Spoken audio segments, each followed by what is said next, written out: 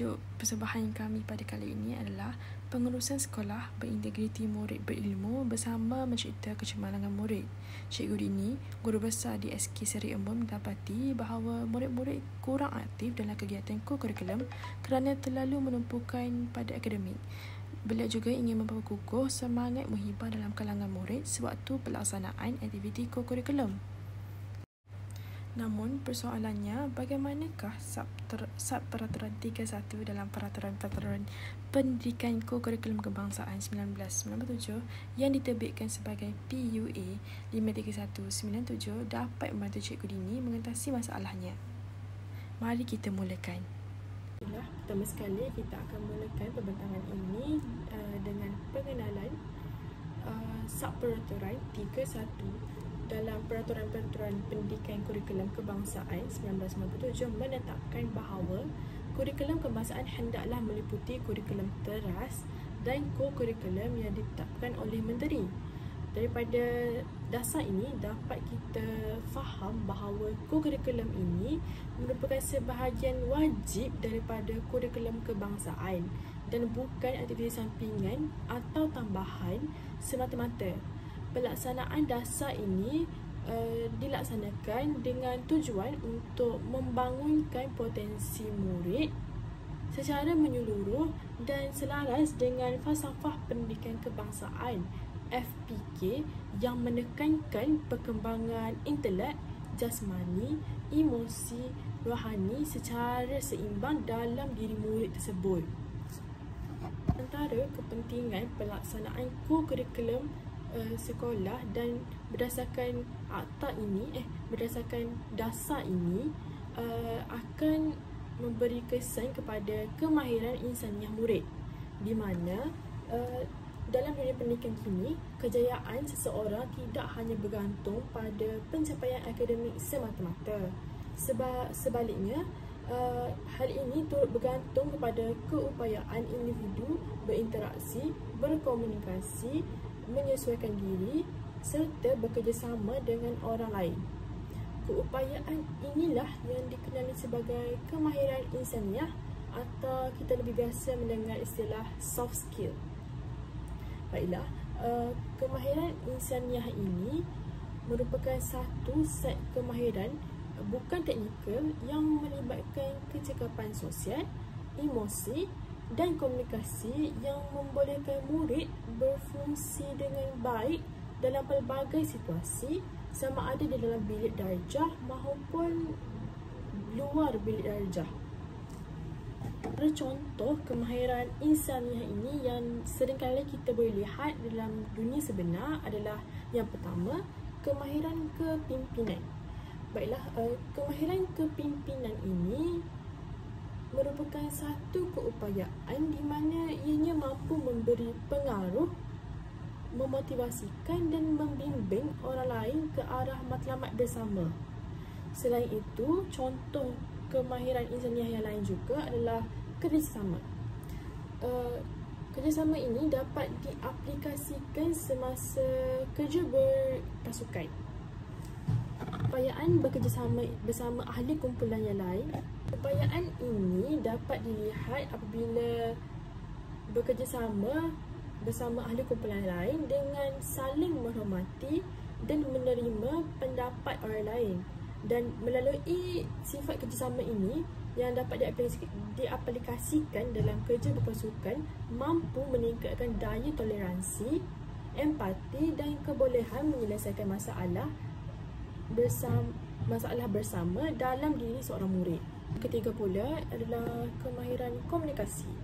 Rentetan daripada kerjasama tadi, murid akan mampu mengasah kemahiran komunikasi mereka melalui kerjasama.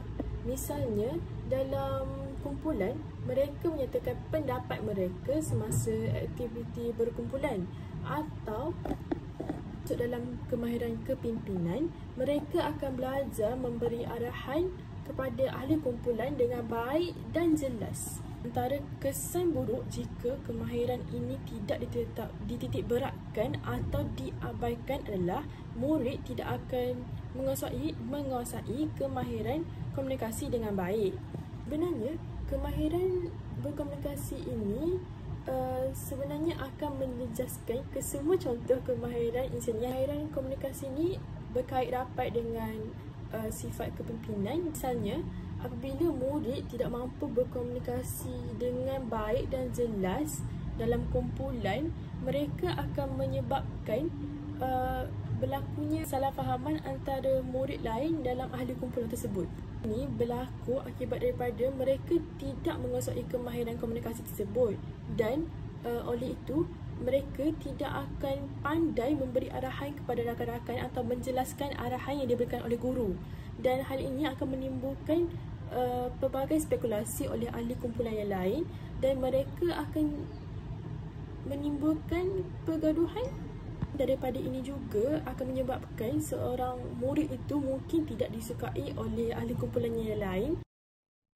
Selain itu, kita akan beralih kepada impak jangka masa panjang apabila kita melaksanakan subperaturan ini.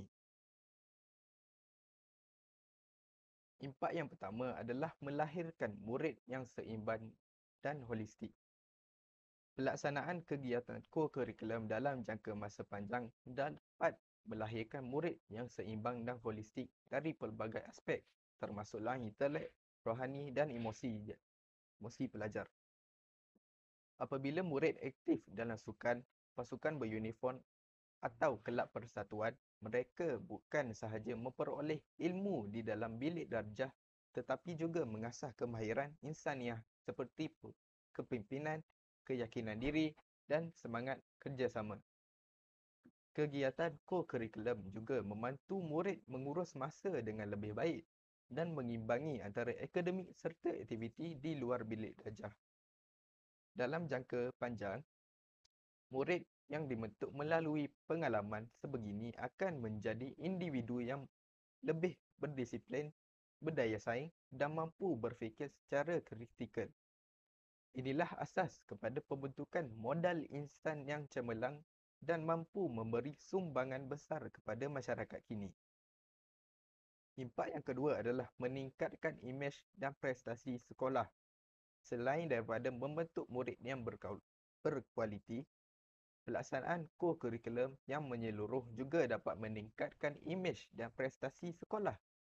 Apabila murid-murid aktif menyertai pertandingan, perkemahan atau aktiviti di luar bilik darjah, mereka membawa nama sekolah dan mencipta pencapaian yang membanggakan untuk sekolah. Hal ini sekaligus menaikkan reputasi sekolah di peringkat daerah, negeri mahupun kebangsaan. Dalam jangka masa panjang, sekolah akan lebih dikenali sebagai institusi yang bukan sahaja menumpukan kepada akademik pelajar, tetapi juga cemerlang dalam pembangunan sahsiah dan kepimpinan murid. Apabila imej sekolah meningkat, semangat warga sekolah turut bertambah dan budaya kecemerlangan akan menjadi lebih sebati dalam kalangan guru serta pelajar di sekolah itu. Ini menjadikan sekolah sebagai contoh kepada institusi lain dalam melahirkan pelajar yang seimbang dan berkualiti. Impak yang terakhir adalah memupuk semangat muhibah dan perpaduan antara sekolah dan pelajar. Impak ketiga ini adalah penting kerana semangat muhibah dan perpaduan dalam kalangan murid adalah penting dalam diri murid sebagai sahsiah yang baik. Apabila murid daripada pelbagai kaum bekerjasama dalam aktiviti co-curriculum seperti sukan, gotong royong atau pasukan beruniform, mereka belajar untuk menghargai perbezaan dan saling menghormati antara satu sama lain. Melalui aktiviti bersama ini, murid mengembangkan nilai toleransi, empati dan rasa kebersamaan yang tinggi. Dalam jangka panjang, nilai-nilai ini akan terus terbawa dalam kehidupan mereka sebagai anggota masyarakat yang lebih harmoni dan bertanggungjawab. Perpaduan yang dipupuk di peringkat sekolah ini yang akan menjadi asas kepada keharmonian negara pada masa akan datang.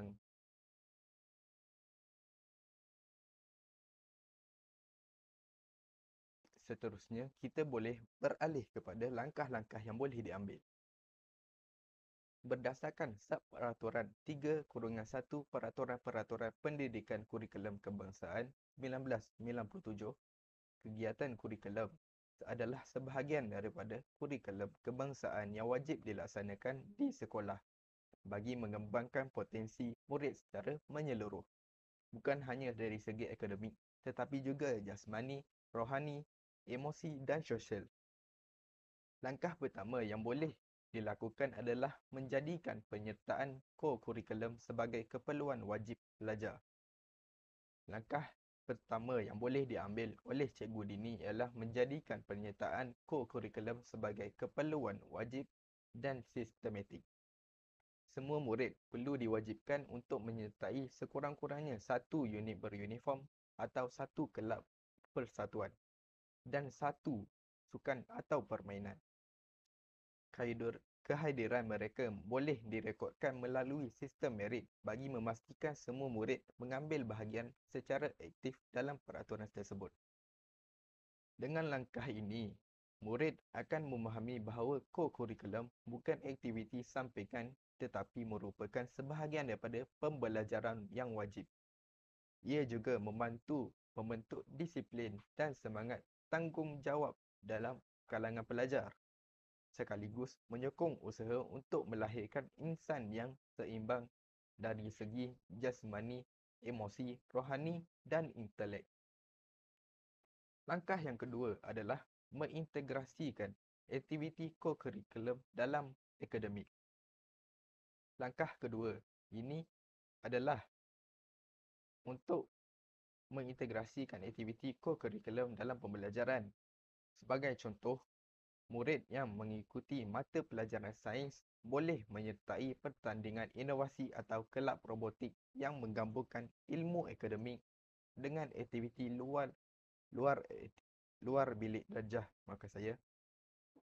Kaedah ini boleh menjadikan pembelajaran lebih menyeronokkan, kreatif dan bermakna. Integrasi antara akademik dan co-kurikulum bukan sahaja membantu murid memahami konsep pembelajaran dengan lebih baik, tetapi juga menggalakkan mereka menggunakan kemahiran berfikir aras tinggi seperti menyelesaikan masalah dengan bekerjasama dalam kumpulan. Dengan cara ini, murid yang cemerlang dalam akademik juga dapat aktif dalam co-kurikulum, menjadikan mereka pelajar yang seimbang dan holistik. Langkah yang ketiga adalah mewujudkan budaya pengiktirafan dan perhargaan kepada pelajar. Mewujudkan budaya pengiktirafan dan perhargaan ini boleh diperkenalkan pelbagai anugerah seperti tokoh kurikulum sekolah, pasukan cemerlang atau ketua unit terbaik bagi aktiviti co-kurikulum. Bagi menghargai murid yang menunjukkan komitmen tinggi dalam aktiviti co-kurikulum ini. Anugerah ini boleh disampaikan dalam perhimpunan rasmi atau majlis perhargaan tahunan bagi memberi dorongan kepada murid lain supaya turut aktif sama. Apabila murid dihargai atas usaha mereka, semangat dan motivasi mereka akan lebih meningkat. Langkah ini bukan sahaja memupuk semangat persaingan sihat antara pelajar, tetapi juga menanam nilai integriti, dedikasi dan semangat berpasukan dalam diri murid. Kesimpulannya, pelaksanaan dasar co-kurikulum mengikut Sub-Peraturan 3/1 ini bukan sahaja membantu cikgu dini menangani masalah kurang penlibatan murid, tapi juga memperkukuh semangat muhibah dan perpaduan di sekolah.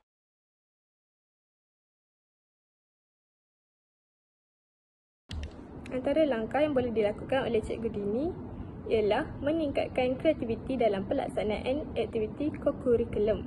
Cikgu dini boleh mengubah suai aktiviti supaya lebih menarik dan berunsur kolaboratif seperti mengadakan pertandingan antara pasukan atau aktiviti khidmat masyarakat.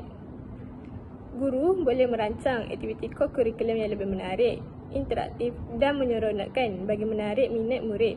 Aktiviti yang berulang dan membosankan sering menyebabkan murid kurang aktif. Oleh itu, pendekatan yang lebih kreatif dapat meningkatkan pelibatan mereka dalam kegiatan aktiviti kokurikulum. Antara contoh langkah kreatif termasuklah mengadakan pertandingan bertema, projek komuniti, permainan interaktif atau aktiviti yang berbentuk eksplorasi di luar bilik darjah. Guru juga boleh menggabungkan teknologi seperti kuis digital, blog aktiviti atau pameran secara maya bagi menjadikan kegiatan kokurikulum lebih moden dan relevan. Pendekatan kreatif ini bukan sahaja menjadikan murid lebih seronok, malah dapat membantu mereka mereka bakat serta mengasah kemahiran kepimpinan dan bekerjasama dalam kumpulan. Kesannya, apabila aktiviti kokurikulum dijalankan secara kreatif, murid akan lebih berminat, aktif dan bersemangat untuk melibatkan diri dalam kokurikulum. Ia juga dapat memupuk nilai kerjasama, toleransi dan semangat muhibah apabila murid daripada pelbagai latar belakang bekerjasama dalam suasana yang menyeronokkan. Peningkatan kreatif dalam aktiviti kokurikulum dapat menjadikan proses pembelajaran menjadi lebih bermakna, menyeronokkan dan berkesan. Hal ini membantu melahirkan murid yang berdaya saing, aktif dan seimbang dari segi jasmani, emosi, rohani dan intelek. Seterusnya, menjalankan kempen kesedaran kokurikulum. Cikgu Dini boleh melancarkan kempen yang bertujuan memberi kesedaran kepada murid tentang kepentingan aktiviti di luar bilik darjah. Kempen kesedaran dapat membantu meningkatkan pemahaman dan minat murid terhadap kepentingan penyertaan dalam aktiviti kokurikulum. Ramai murid beranggapan kokurikulum ini hanyalah satu aktiviti sampingan, sedangkan ia sebenarnya penting dalam membentuk kepribadian, kepimpinan dan semangat berpasukan. Sekolah boleh melaksanakan kempen seperti aktif bersama kokurikulum atau satu murid 3 aktiviti melalui poster, video, ucapan perhimpunan, pameran dan pertandingan antara unit kokurikulum.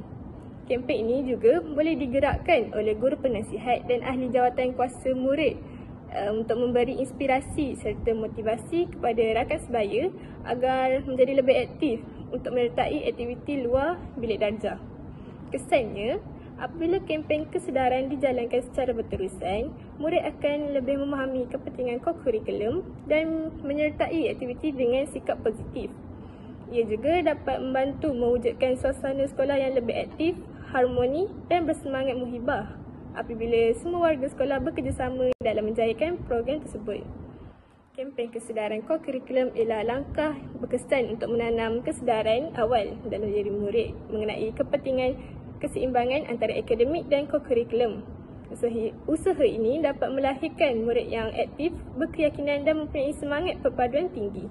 Selain itu, melibatkan ibu bapa dalam pelaksanaan dan sokongan kegiatan kokurikulum di sekolah.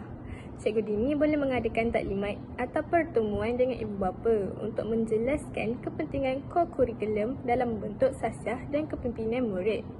Ibu bapa memainkan peranan penting dalam menggalakkan anak-anak mereka menyertai kegiatan kokurikulum.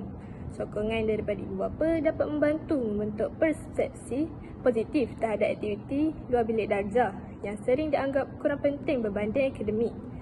Sekolah boleh mengadakan taklimat, pertemuan PIBG atau sesi dialog bagi menjelaskan kepada ibu bapa tentang kepentingan kokurikulum dalam membangun sasiah murid.